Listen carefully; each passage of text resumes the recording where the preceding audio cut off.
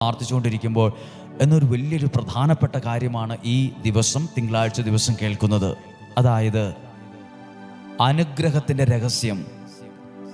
ഒരു ദൈവം തെരഞ്ഞെടുത്ത ഒരാൾ നിങ്ങളെ ഇങ്ങനെ പറഞ്ഞ് അനുഗ്രഹിച്ചാൽ അതിന് ഗുണമുണ്ട്. അതുകൊണ്ടാണ് നമ്മുടെ എല്ലാ ശുശ്രൂഷകളിലും നമ്മൾ ഈ അനുഗ്രഹത്തിൻ്റെ വാക്ക് പറയുന്നത്.